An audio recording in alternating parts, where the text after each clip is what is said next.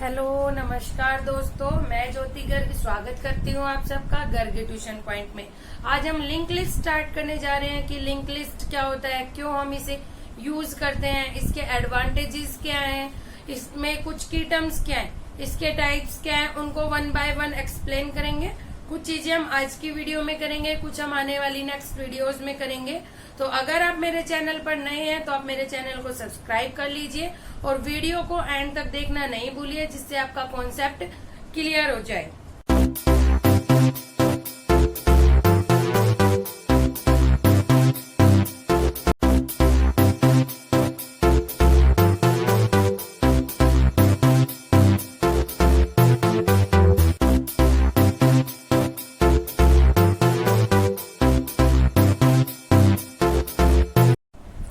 Link list एक special data structure होता है। एक स्पेशल डेटा स्ट्रक्चर क्यों कहते हैं हम? क्योंकि आपने देखा है एरे में हमें सीक्वेंसली मेमोरी चाहिए होती है। मान लीजिए हमारे पास 10 एलिमेंट है और हर एलिमेंट को 2 बाइट चाहिए होती है, तो इसका मतलब जहां पर 20 बाइट फ्री होगा वो स्पेस हमें मिल जाएगा मेमोरी के अंदर। और अगर मेमोरी में 20 बाइट स्पेस नहीं है तो एरे को मेमोरी एलोकेट नहीं होगी, ठीक है। लेकिन link list special data structure क्यों है? क्योंकि इसमें हमें कंटिन्यूअस मेमोरी एलोकेशन नहीं चाहिए होता। जैसे जैसे हमारा एलिमेंट इंसर्ट करते जाते हैं उसी तरह से जो एलिमेंट हमारा जो मेमोरी स्पेस फ्री होगा, मान लीजिए इंटीजर है तो 2 बाइट है, तो हमें 2 बाइट जहां पर भी मेमोरी में फ्री होगा वो हमें मेमोरी मिल जाएगी। तो एक डायनामिक मेमोरी एलोकेशन का एग्जाम्पल है लिंक लिस्ट, जहां पर हम डायनामिक मेमोरी यूज करते हैं। एक साथ हमें मेमोरी कंटिन्यूअस वे में नहीं चाहिए, सिक्वेंशियल वे में हमें मेमोरी नहीं चाहिए होती है। हम डायनामिकली कहीं कहीं पर जहां हमारा फ्री स्पेस है उसको हम यूज करके एक लिंक लिस्ट बना लेते हैं। तो देखिए लिंक लिस्ट में हमारी 2 चीजें होती है। ये हमारे पास है, ये कहलाता है हमारा नोड, ठीक है।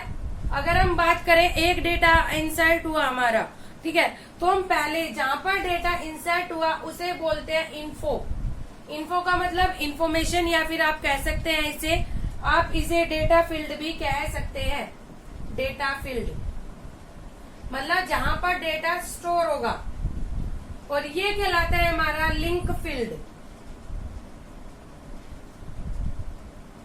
करता क्या है, एक नोड के 2 उसमें वैल्यूज होती हैं। एक नोड के 2 पार्ट्स होते हैं। First part data field, second part link field. Data field में हमारी इंफॉर्मेशन, या आप कह सकते हैं जो डेटा है वो इंसर्ट होगा। मान लीजिए हमारा एलिमेंट आया 5, तो आप यहाँ पर इंसर्ट करेंगे 5 और यहाँ पर होगा हमारा पॉइंटर। पॉइंटर जो नेक्स्ट नोड कहाँ पर है उसका एड्रेस स्टोर करेगा। क्योंकि मैंने आपको बताया ये डायनामिक मेमोरी एलोकेशन है। एक अगर फर्स्ट लोकेशन पर है तो एक हो सकता है मे बी 100 लोकेशन पर हो, 1000 लोकेशन पर हो। तो कौन सी लोकेशन पर है उसका एड्रेस यहाँ स्टोर होगा। इसका मतलब वो पॉइंटर है हमारा, पॉइंटर वेरिएबल होगा ये हमारा, जिसे हम कह रहे हैं लिंक फील्ड, ठीक है। और ये एक हम यूज करते हैं एक्सटर्नल पॉइंटर। यहाँ पर हमारा स्टार्ट होता है एक पॉइंटर जो हम यूज करते हैं एक्सटर्नल पॉइंटर, जो हमें बताएगा अगर हमें स्टार्ट का एड्रेस मिल गया तो हम पूरे लिंक लिस्ट को गो थ्रू कर सकते हैं, सारे लिंक लिस्ट के एलिमेंट्स को फाइंड आउट कर सकते हैं। तो ये एक्सटर्नल एलिमेंट किस लिए काम आता है? ये स्टार्ट होता है हमारा जो एड्रेस स्टोर करके रखता है। फर्स्ट एलिमेंट जो हमारा फर्स्ट डेटा एलिमेंट है वो कहाँ पर स्टोर है उसका एड्रेस यहाँ पे है। तो देखिये हम पहले के एड्रेस पे पहुंच गए, हम वहां से यहाँ पर आए, हम सेकंड का एड्रेस मिल गया, सेकंड से थर्ड, थर्ड से सो ऑन। इस तरह से अगर हमें स्टार्ट का एड्रेस मिल गया तो हम पूरी लिंक लिस्ट को गो थ्रू कर सकते हैं, ठीक है फ्रेंड्स। इसके बाद आता है जिस तरह ये नोड 1 हो गया हमारे पास, ये नोड 2 है हमारे पास। मान लीजिए पर हमारी लिंक लिस्ट खत्म हो रही है तो हम यहाँ पर लगा देते हैं इस तरह से कुछ, मतलब ये कहलाता है हमारा नल पॉइंटर। ये कोई वैलिड एड्रेस नहीं स्टोर करता, ये नल पॉइंटर स्टोर करता है, जिसका मतलब होता है यहाँ पर लिंक लिस्ट हमारी खत्म हो जाती है, ठीक है। स्टार्ट के लिए हम एक्सटर्नल एलिमेंट का यूज करते हैं, एक्सटर्नल पॉइंटर का, और एंड के लिए हम नल पॉइंटर का यूज करते हैं, जो डिफाइन करता है कि यहाँ पर हमारी लिंक लिस्ट खत्म हो चुकी है। तो मैं रिपीट करती हूँ, हम लिंक लिस्ट क्या है, एक डायनामिक मेमोरी एलोकेशन है जिसमें हम डायनामिकली एलिमेंट्स को मेमोरी एलोकेट करते हैं। इसमें एक नोड के दो पार्ट्स होते हैं, डेटा फील्ड और लिंक फील्ड। डेटा फील्ड को हम इन्फो भी बोलते हैं। इन डेटा फील्ड में हम डेटा को स्टोर करते हैं, लिंक फील्ड में हम पॉइंटर को स्टोर करते हैं, जो नेक्स्ट वैल्यू कहाँ पर स्टोर है उसका एड्रेस स्टोर करके रखता है।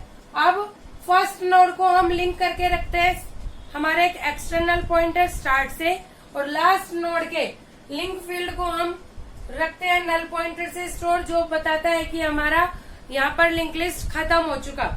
ये तो है हमारी सिंगली लिंक लिस्ट। सिंगली का मतलब इसमें हमें नेक्स्ट का तो एड्रेस पता चल रहा है कि नेक्स्ट वैल्यू कौन सी है, लेकिन मान लीजिए मुझे 7 से वापस आना है 5 पर, तो मेरे पास इसका एड्रेस नहीं है।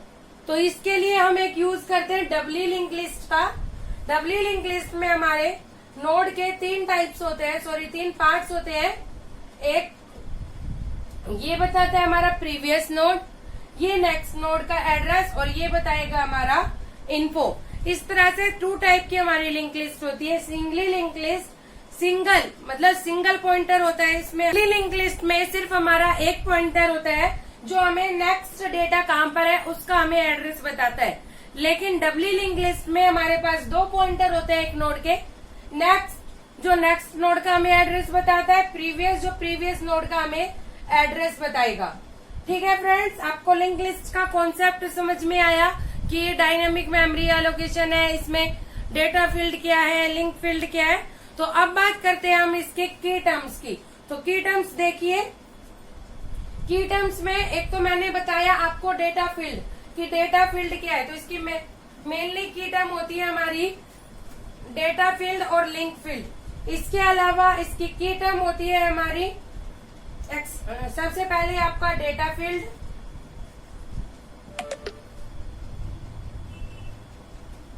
इसमें हमारा लिंक फील्ड, थर्ड वन होता है इसमें हमारा एक्सटर्नल पॉइंटर, जो कि हमारा क्या होता है स्टार्ट बटन, जो हम स्टार्ट बता रहे थे कि फर्स्ट नोड को लिंक करता है, वो होता है हमारा एक्सटर्नल पॉइंटर। फोर्थ होता है इसमें हमारा नल पॉइंटर, जो हमारे लास्ट एलिमेंट के लिंक फील्ड को बता। तो ये थी हमारी लिंक लिस्ट की टर्म्स, 4 की टर्म्स जो हम इसमें यूज करते हैं। अब क्वेश्चन ये अराइज होता है कि हम लिंक लिस्ट क्यों यूज करें, हमारे पास एरे है, हम एरे यूज कर लेंगे, लिंक लिस्ट क्यों यूज करें। एडवांटेजेस की बताती हूँ मैं आपको।